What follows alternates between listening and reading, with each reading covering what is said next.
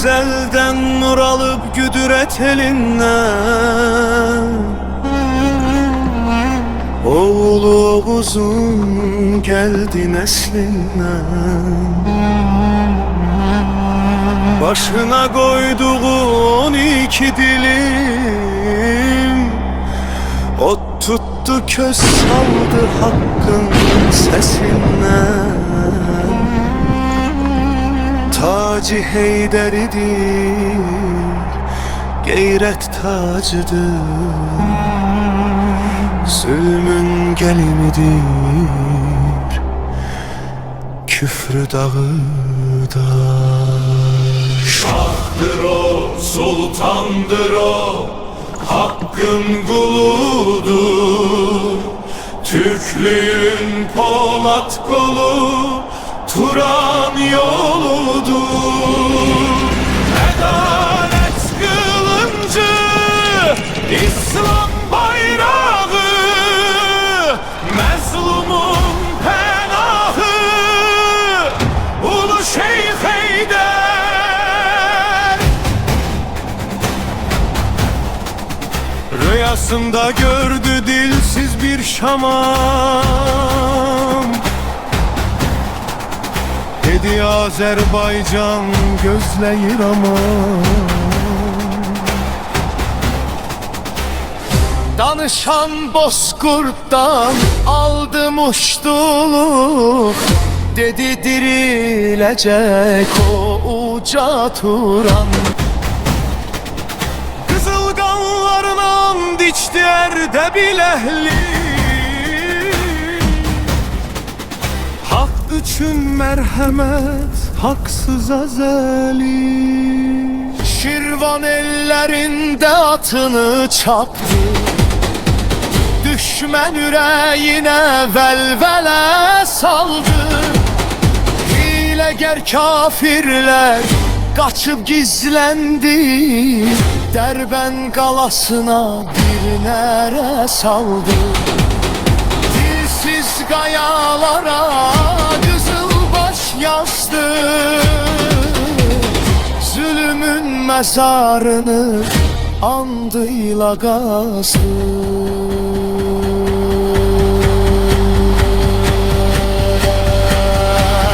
Şahdır o, sultandır o, hakkın koludur. Türklüğün Polat kolu, Turan yoludur. Adalet kılıncı, İslam bayrağı, mezlumun penahı, Ulu Şeyh Heydər. Bir kere ucalan bayrak bir daha enmez. Heydər'in yandırdığı bu meşal sönmez. Sultan Ali gelir, İsmail gelir, bütöv Azerbaycan'ın igidi bitmez. Birinci hissə Ərdəbil, Şeyx Səfiyyəddin Ocağı, Divanxana. 1483-cü ilin payızı. Günəşin solğun şüaları divanxananın şəbəkəli pəncərələrindən içəri süzülərək xalçaların üzərində mürəkkəb həndəsi kölgələr yaradır. Otağın mərkəzindəki hündür rəhildə qədim bir əl yazma açılıb. Divarlarda asılmış qılınçlar və müridlərin sədəf işləməli qalxanları zəif işıqda parıldayır. Havanı Ərdəbilin soyuq dağ küləyi və otağın küncündə yanan ətirli şamların qoxusu bürüyüb. 15 yaşlı Şeyx Sultan Əli başında 12 dilimli al-qırmızı tacı heydərisi ilə məğrur və yaşından çox müdrik bir görkəmdə əyləşib. Onun qarşısında döşəkçənin üstündə 9 yaşlı qardaşı İbrahim diqqətlə ona qulaq asır. Sultan Əlinin əli yavaşca qardaşının çiynindədir. Qulaq as İbrahim. Dərvişlik təkcə xirqə giyinib zikr etmək deyil. Dərvişlik öz nəfsini haqqın yolunda qurban verməkdir. Atam Heydər deyərdi ki, kamil olan Allahın nurunu daşıyır, naqis olan isə kölgədə qalır. Bizim yolumuz mürşidi kamilin yoludur. Bizim məqsədimiz ilahi nurun yer üzündə yayılmasıdır. Şeyxli isə o nurun keşikçiliyidir. Sən hələ uşaqsan, amma bilməlisən, haqq yolu sıldırım qayalıq kimidir. Ayağın bircə an büdrəsə, zülmət səni udar. Bəs qılınc Sultanəli, atam qılıncını götürüb getdi. Şeyxin duası qılıncdan güclüdürmü? Qılınc sümüyü kəsər İbrahim, amma iman daşları parçalayar. Bizim qılıncımız imanın zahiridir. Kamil şeyx odur ki, həm duasında cənnətin ətrini duydurar, həm də döyüş meydanında düşmənə cəhənnəmin odunu göstərər. Unutma, biz öncə türkük, sonra müsəlman və biz böyük Azərbaycanın qoruyucularıyıq. Bu an otağın ağır palıd qapısı açılır. İçəri təşvişli, lakin qətiyyətli addımlarla Aləmşah və yanında şeyxin bacısı Şah Sənəm daxil olur. Aləmşahın əynində yol libası var, belində isə gümüş saplı kiçik bir xəncər görünür. Sultanəli yerindən tərpənmir, yalnız baxışlarını anasına yönəldir. Sultanəli, atan artıq Samur çayını keçib, Şirvanın düzlərində tonqallar yanır. Mən burada, bu soyuq divarlar arasında qalıb, onun ölüm dirim xəbərini gözləyə bilmərəm. Mən Uzun Həsənin qızıyam, mənim yerim bəylərin yanıdır. Biz də atlanıb şeyxin ordusuna qoşulmalıyıq, Şəhsənəm də mənimlə gəlir.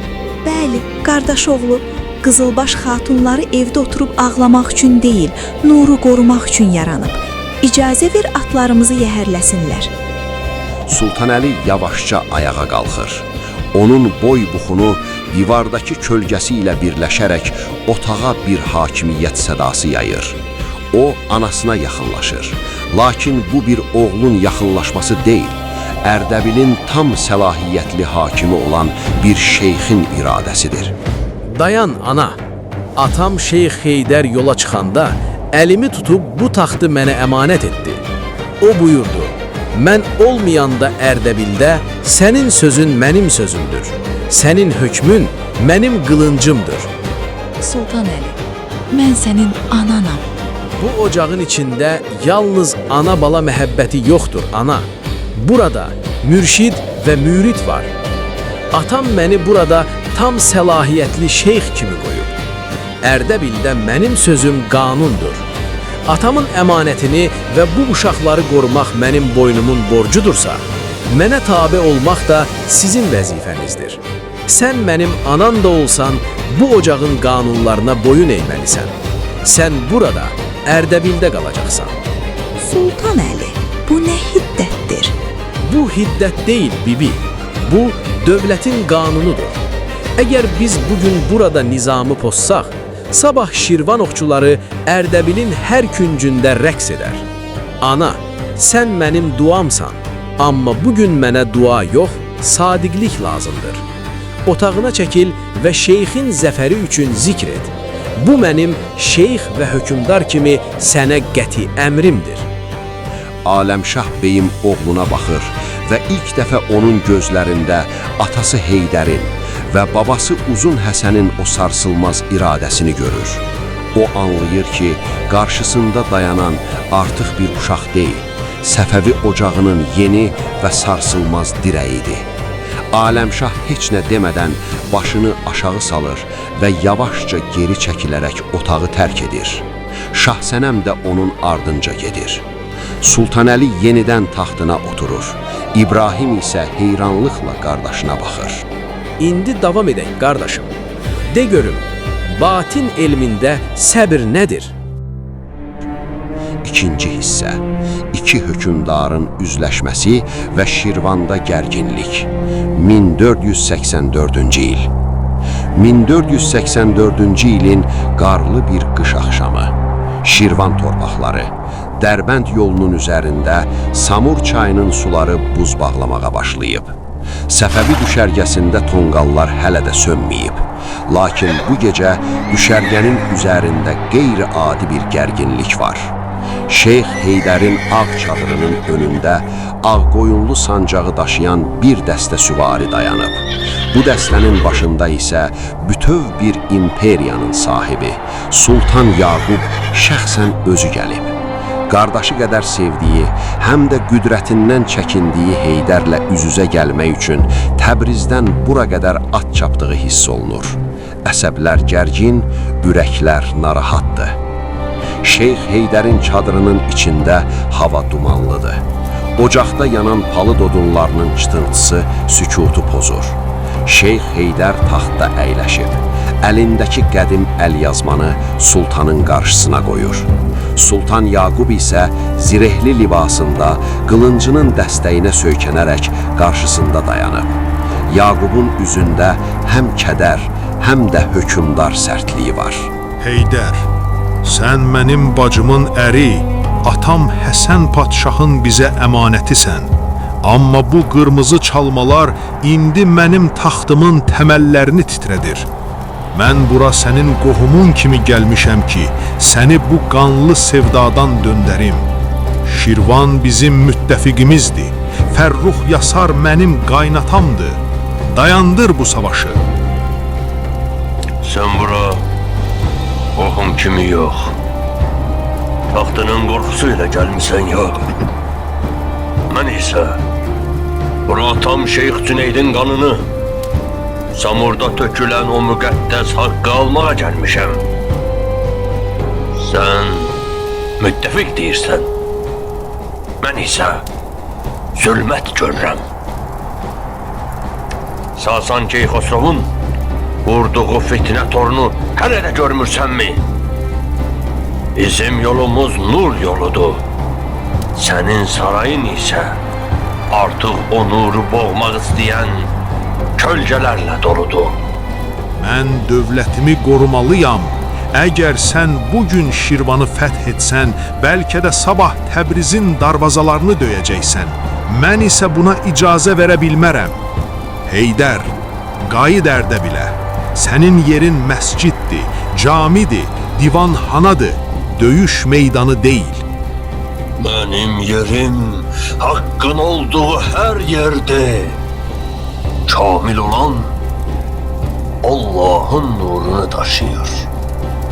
Naqis olan isə sənin kimi qorxu içində titrəyir. Get Sultan Yaqub, get. Get Təbrizə və sarayındakı ilanlara bax. Amma unutma, mən bu yola başlamışam və yalnız zəfərlə yaxud şəhadətlə bitirəcəyəm. Sultan Yaqub heç nə demədən çadırı tərk edir. Çöldə atına minərkən geri dönüb qızılbaş tonqallarına baxır və içindən bir sızıltı keçir. Bu nur mənim dövlətimi yandıracaq. 3-cü hissə. Dəsbinə xatunun qayıdışı.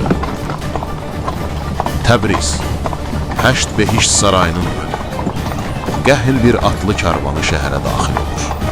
Karvanın önündə Ağqoyunlu ordusunun ən güclü sərkərdəsi Süleyman bəy Bicanoğlu və yanında Uzun Həsənin Trabzon imperatoru nəslindən olan həyat yoldaşı Dəsbinə xatun var.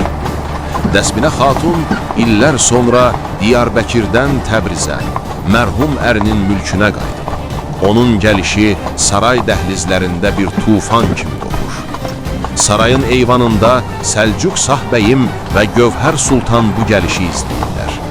Səlcuq Şahın üzü qəzəbdən qızarıb, Gövhər Sultan isə hiləgar baxışlarla bu yeni güc mərkəzini süzür. O tərsə qızı yenə gəldi. Dəsbinənin buna qayıtması Heydərin və Aləm Şahın güclənməsi deməkdir. Süleyman Bicanoğlu isə onunla əlbir olub. Yaqub gələnə qədər saray artıq bizim əlimizdən çıxa bilər. Narahat olmayın anacan. Dəsbinə nə qədər qüdrətli olsa da, bu sarayın daşları artıq Şirvanın dili ilə danışır. Amma Süleyman bəyin onun yanında olması təhlükəlidir.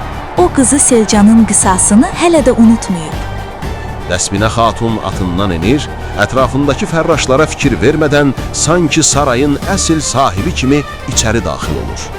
Süleyman bəy isə onun arxasınca gedərkən eyvanda dayanan qadınlara kəskin bir baxış atır. Dükanlar artıq böyüyüb. 4-cü hissə. Sasanın ölümcül xəbərdarlığı. Gövhər Sultanın özəl otağı. Gecə yarısıdır. Sarayda hər kəs yatmışkən qapı yavaşca açılır və Sasan Keyxasrovun sadiq casusu, bir gözü kör olan Həsən içəri süzülür. O, Gövhərə Şirvandan gizli bir namə gətirib.